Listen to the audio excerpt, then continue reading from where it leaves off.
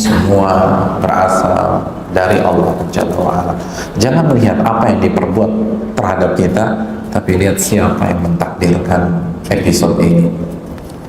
Maka kita akan rasakan sendiri bagaimana lebih nyamannya hati ini.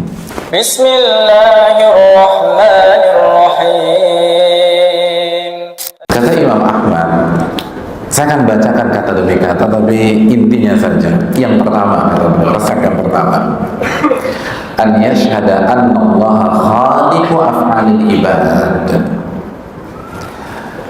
Saat kita disakitin orang, mau itu di kampus, di kantor, di laman Facebook kita, atau di komen Instagram kita, yang pertama harus kita lakukan adalah kita harus yakin bahwa Allah lah yang menciptakan episode tersebut. Allah lah yang menciptakan episode pada saat kita dicaci maki orang, kita digibahin orang, episode dimana uang kita dibawa kabur orang, episode dimana kita ditipu oleh orang, episode dimana kita difitnah oleh orang, episode dimana istri kita nusyuz atau durhaka sama kita, episode dimana suami kita ngedolimin. Itu yang menciptakan adalah Allah Subhanahu wa ta'ala. Itu yang pertama, jangan lupakan itu. Jadi begitu ada masalah sama orang, itu konsentrasi langsung tertuju ke atas, bukan ke depan sendiri, bukan ke kanan, bukan ke kiri, bukan ke belakang, ke atas. Allah Subhanahu wa ta'ala berfirman dalam surat As-Saffat ayat 96. Allah menyatakan dengan tegas, wallahu khalaqakum wa ma ta'malun. Dan Allah yang menciptakan kalian dan seluruh apa yang kalian kerjakan. Allah yang menciptakan itu dan Allah yang mentakdirkan itu. Kita harus yakin, hadirin, bahwa niat buruk seseorang terhadap kita tidak akan menjadi sebuah kenyataan kecuali di-ACC oleh Allah. Saya yakin wajah-wajah di sini hafal satu surat di dalam juz 30, surat At-Takwir. Apa bunyi surat At-Takwir ayat 29? Allah menyatakan, wa ma tasyauna illa ayyasha'allahu rabbul alamin. Dan apa yang kalian inginkan, dalam ilmu usul, dalam ilmu tafsir, ini umum, baik keinginan baik maupun keinginan buruk, tidak akan bisa terwujud kecuali disetujui dan di-ACC oleh Allah Subhanahu wa ta'ala. Ingat, bukan Allah ridho ya, di-ACC, karena ada hikmah di balik itu. Jadi ketika kita ditipu 70 juta, itu takdir Allah Jalla wa'ala. Karena dia nggak mungkin bisa nipu kita kalau Allah nggak takdirkan. Wallahu khalaqakum wa ma ta'malun. Allah yang menciptakan Anda dan perbuatan-perbuatan Anda. Oh, ini luar biasa. Ini blind spot mayoritas korban kezaliman. Mayoritas kita begitu ada masalah sama orang yang dia tuju tuh orang, itu kesalahan fatal. Harusnya pertama kali dia ingat apa? Ini ciptaan dari Allah Subhanahu wa ta'ala. Ini takdir dari Allah Subhanahu wa ta'ala. Tuh orang nggak mungkin bisa memfitnah saya kecuali Allah ciptakan dan Allah takdirkan. Pernah nggak sih kita berpikir Dari 7 juta orang Jakarta misalnya, kenapa saya ditipu dia gitu loh? Ya lo polos sih. Ya kan orang polos Jakarta banyak, bukan hanya gua. Kenapa gua? Kenapa dia nggak kesini aja? Kenapa dia nggak ke si Fulan? Fulan lebih cupu dari saya. Kenapa nggak ke dia? Kenapa saya? Allahu khalaqakum wa ma ta'malun. Allah yang takdirkan tuh. Kenapa dia targetkan Anda jadi korban? Itu semua di ACC sama Allah. Kalau nggak bisa. Coba nih kita renungkan.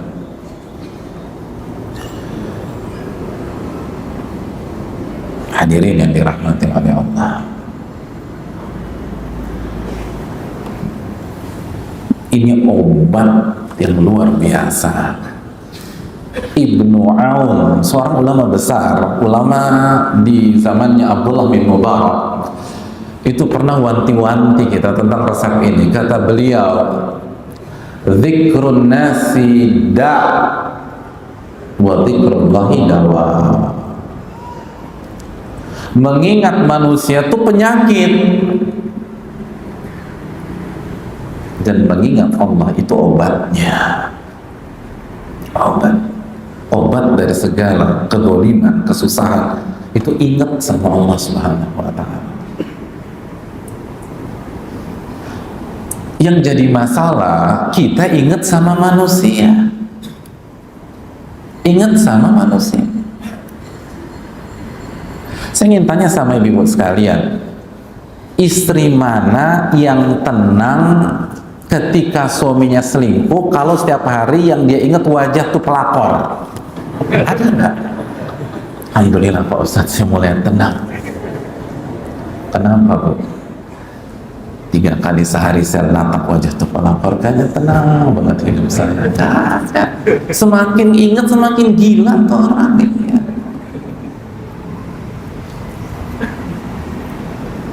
Kenapa yang diingat manusia?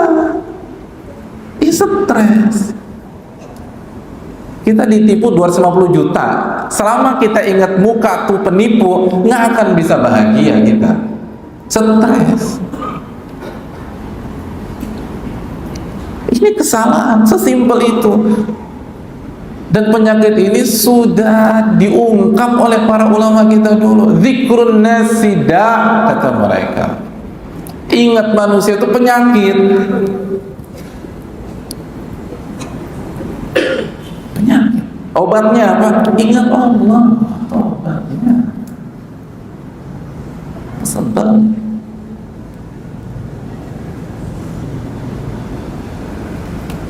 makanya siapa sih pemilik akun itu? Gue penasaran, gue pengen samperin tuh ke rumahnya. Anda semakin panas kalau pola pikir Anda seperti itu. Misalnya ada yang hack itu kita, atau bawa nama kita di sana. Ada yang buat akun palsu tentang kita emosi banget. Hadirin, melakukan sebuah ikhtiar itu ada babnya. Saya nggak bahas masalah itu. Menuntut orang yang nipu kita itu ada babnya. Itu tidak diharamkan. Bahkan Allah mengatakan, wa in aqabtum fa'aqibu bimithli ma uqibtum bi. Kalau kalian ingin membalas, silakan balas yang setimpal. Jadi pembalasan itu ada, tapi jangan yang pertama kali kita ingat itu manusia. Sakit hadirin, sakit. Jadi balas itu ada dalam surat An-Nahl ayat 126. Tapi yang pertama kali harus kita ingat adalah Allah Subhanahu wa ta'ala. Ustaz, saya ingin tanya, emangnya begitu signifikannya bedanya? Oh iya hadirin. Allah bilang kok dalam surat Ar-Ra'd ayat 28, ala bidzikrillahi tatma'innul qulub. Ketahuilah dengan mengingat Allah hati jadi galau. Gak ada yang seperti itu. Ketahuilah, hanya dengan mengingat Allah hati menjadi tenang. Dan ayat ini dalam ilmu balaghah itu qasar atau hasar. Jadi hanya dengan mengingat Allah, nggak ada cara lain. Kalau kita mau tenang, di saat kita didolimi, disakiti, ditipu, diselingkuhi, dikhianati, ingat Allah Subhanahu wa ta'ala. Hadirin, karena kalau kita ingat Allah itu beda. Apa bedanya? Kalau kita ingat Allah, maka kita akan teringat akhir surat At-Tin, alaihissallahu biahkamil hakimin. Bukankah Allah hakim yang paling bijak? Kan tenang hati itu. Kenapa nih gue ditipu segini? Kenapa gue dibully sama teman gue? Oh, Allah yang mentakdirkan. Siapa Allah? Hakim yang paling bijak. Artinya episode ini pasti ada hikmah, pasti ada pelajaran. Cuman mungkin kita belum tahu, dan kita nggak harus tahu semua. Yang harus tuh beriman, bukan tahu semua hikmah. Siapa di antara kita yang hari ini tahu hikmah sholat subuh 2 rakaat? Antum tanya profesor fikih yang IPK-nya 5,0 juga nggak tahu jawabannya, diri nggak tahu. Kenapa nggak 3? Kenapa nggak 1,5? Kenapa 2? Yang harus Anda lakukan adalah beriman. Itu adalah syariat Allah Subhanahu wa ta'ala.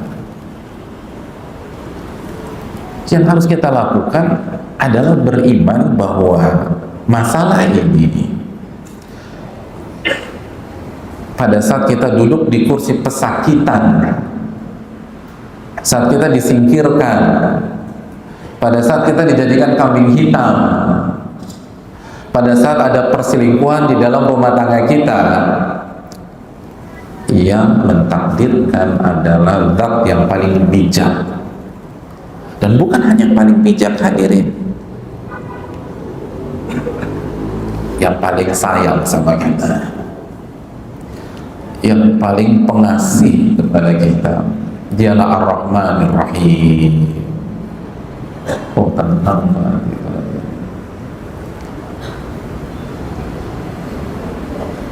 Maka kita akan yakin kepahitan ini adalah obat buat kita. Hadirin yang dirahmati oleh Allah, ingat Allah itu penting. Makanya para ulama mengatakan, begitu ada masalah, fayaqulu nadhuruka ila hadin nahiyah, Anda harus langsung ingat kepada Allah. Wala tanzur ila af'alihim, jangan mengingat perbuatan-perbuatan mereka. Makanya apa kata Nabi SAW tentang masalah fitnah? Dalam hadis Bukhari, Nabi SAW mengatakan, ayyu qalbin ankaraha nukitat lahu nuktatun bayda. Jika fitnah itu menyerang kita, maka setiap hati yang menolaknya ditolak bersama hati, ditolak. Begitu ada fitnah, antum nggak baca. Kalau baca selewat aja dan jangan dibuka-buka lagi. Jangan antum tadaburi itu WA. Yang jadi masalah tuh WA ditadaburi. Gitu. Padahal Al-Baqarah nggak khatam-khatam. Kalau mau tadabur Al-Baqarah, Ali Imran, An-Nisa. Jangan komen netizen.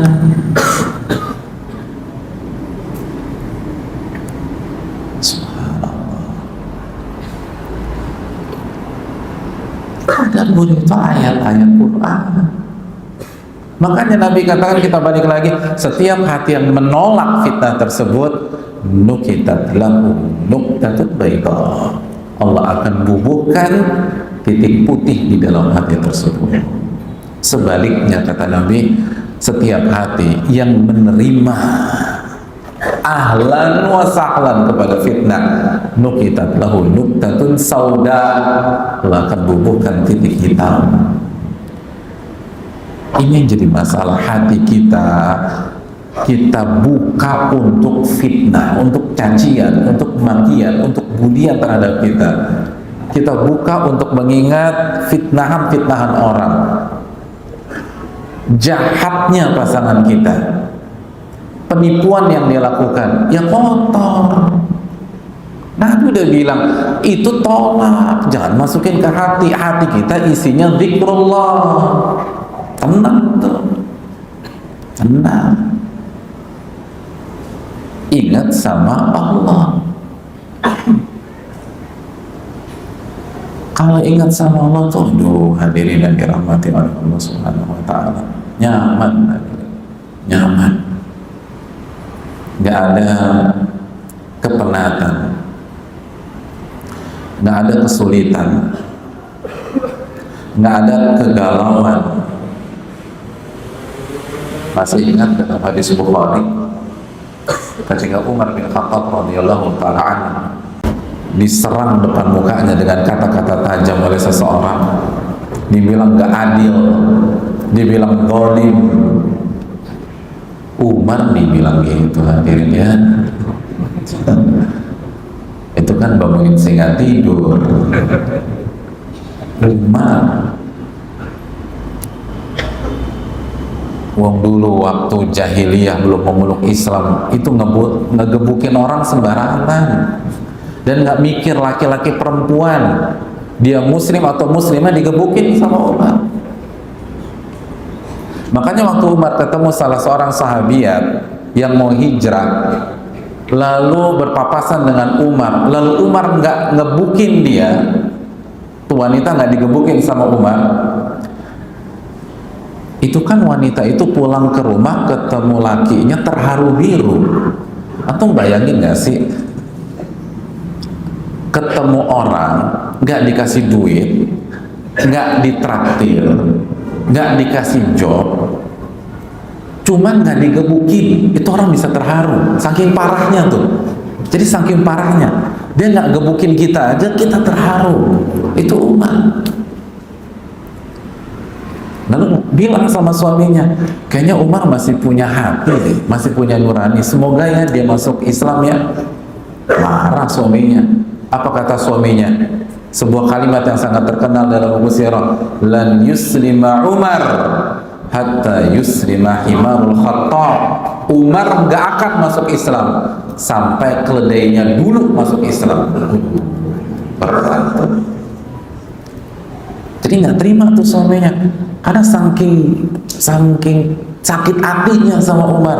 Masa Umar masuk? Nggak mungkin orang kayak begitu masuk Islam, nggak mungkin. Umar nggak akan masuk Islam sampai keledainya dulu masuk Islam.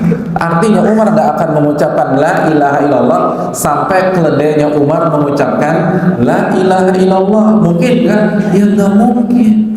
Beda kalau dia bilang Umar nggak akan masuk Islam sampai burung kakak tuanya dulu masuk Islam. Masih mungkin tuh, masih mungkin burung kakak tua kalau dilatih bisa mengucapkan la ilaha illallah. Tapi keledai kan udah tuh, nggak mungkin.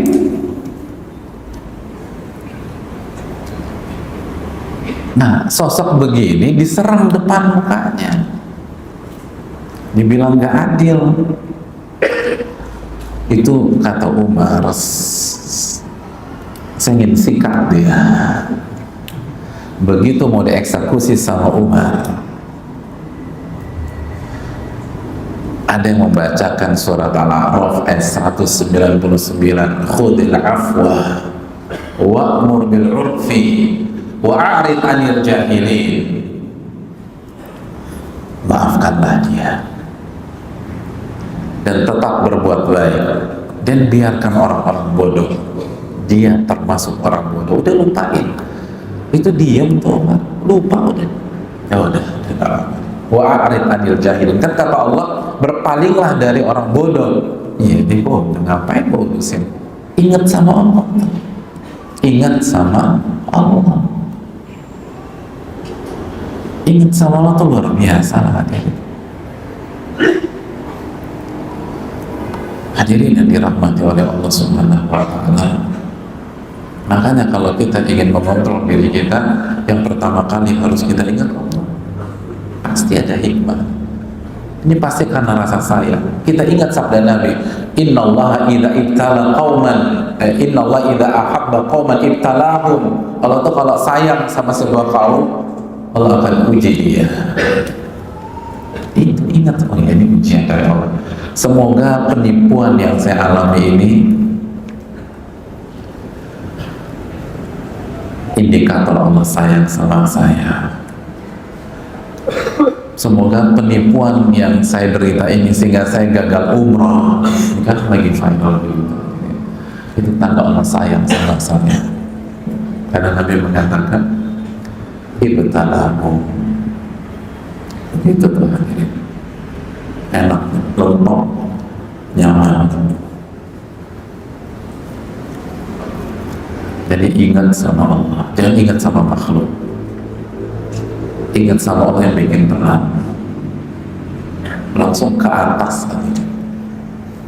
Jangan ke depan, ke kanan, ke kiri, ke belakang. Itu penyakit. Kalau kita masih memusatkan perhatian ke kanan, ke kiri, ke samping, kayaknya agak berat kita bahagia. Masih ingat nggak surat Al-A'raf ayat 17, ketika iblis belak-belakan kepada kita? Apa kata iblis? Hadirin, iblis mengatakan, "Tsumma la'atiyannahum min baini aydihim wa min khalfihim wa 'an aymanihim wa 'an syama'ilihim wa la tajidu aktsarahum syakirin." Sungguh, kata iblis, saya akan serang manusia dari arah depan, dari kanan, dari arah depan mereka, dari arah belakang mereka, dari arah kanan mereka, dari arah kiri mereka, sehingga engkau akan lihat mayoritas dari mereka tidak bersyukur kepada Allah Subhanahu wa Ta'ala.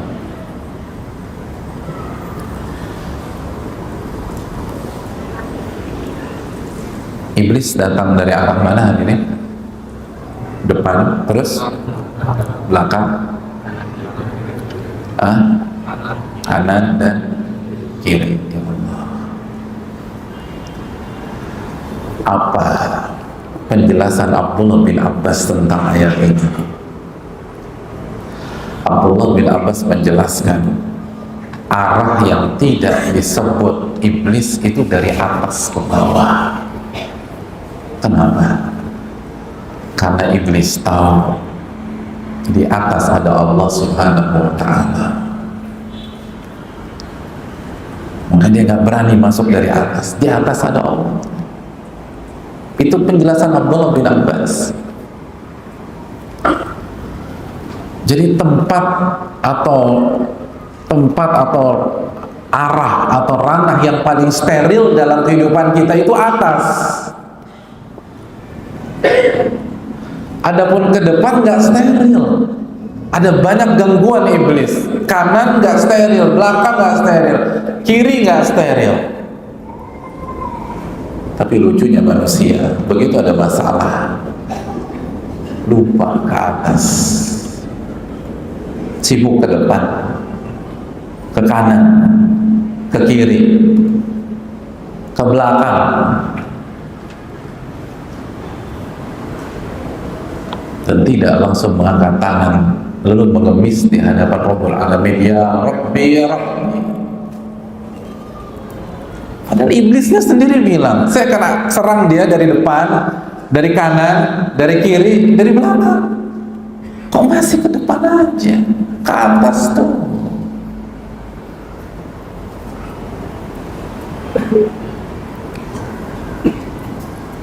Kan gitu. Begitu diselungkuhin, curhat sama teman, ya Allah, curhat. Ketika curhat, kira-kira antum ngobrol gimana? Atas bawah atau depan-depanan? Nah, antum nyari tempat nih, kedai kopi nih sekarang. Kira-kira gimana? Antum atas bawah, boleh pengen curhat sama lo gimana? Gitu kan, ke depan. Kalau antum duduk di minibar, antum ke kanan, enggak nih gua ada masalah nih, atau ke kiri, menurut lo gimana? Kan begitu, ke atas. Ya Allah, padahal ini serangan syaitan semua nih, kata. Bukan kata saya, kata iblisnya sendiri bilang. Tuh iblis yang bilang, kita serang tuh dia. Yang nggak disebut cuma atas, kenapa nggak ke atas? Cari angin lah. Lo nggak pulang, dia cari angin dulu, ya gue banyak masalah nih. Gue ditusuk dari belakang sama dia, ya Allah, cari angin, ya Allah.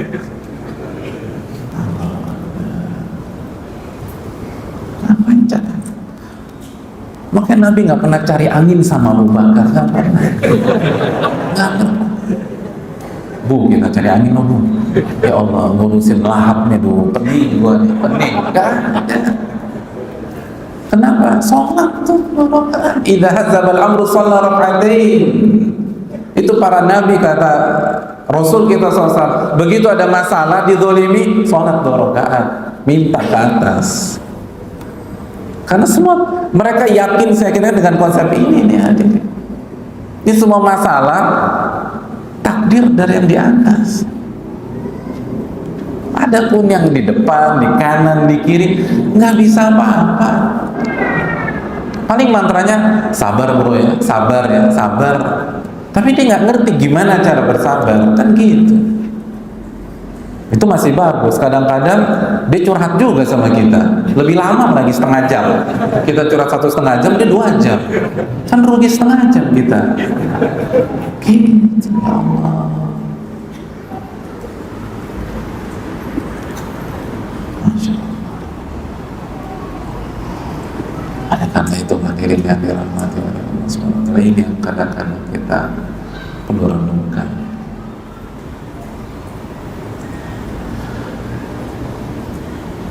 Justru daerah yang steril yang selalu kita anak tirikan hadirin, yang sering kita lupakan, yang baru kita hubungi ketika teman kita udah mentok, sahabat kita udah mentok, kenalan kita udah mentok, tim legal kita sudah mentok, lawyer kita udah mentok, sahabat-sahabat kita udah mentok,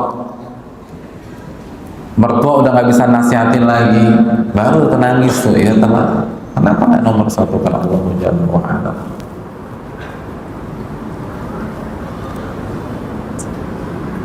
Ini kan tauhid yang real hadirin.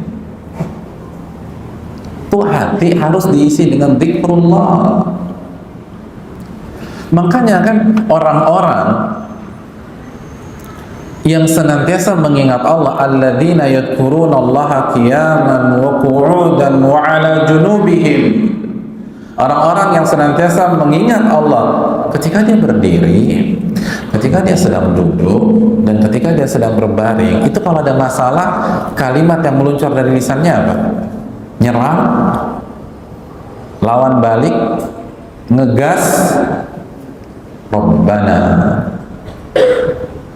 ma khalaqta hadza batila subhanaka faqina adzabannar. Itu kan surat Ali Imran 191.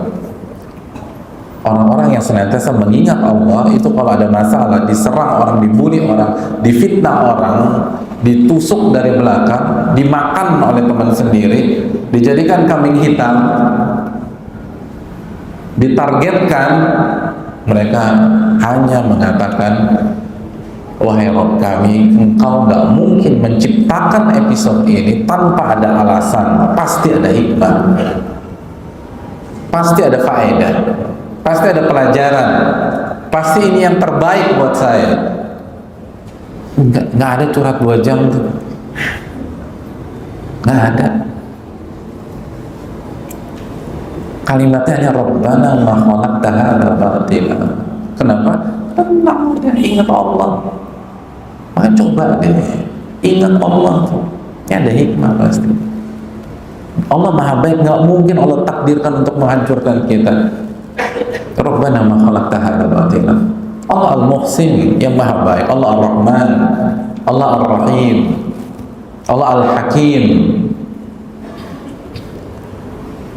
Allah Al-Hadi. Kan nggak mungkin hadirin. Ini semua berasal dari Allah Jalla wa'ala. Jangan melihat apa yang diperbuat terhadap kita, tapi lihat siapa yang mentakdirkan episode ini. Maka kita akan rasakan sendiri bagaimana lebih nyamannya hati ini.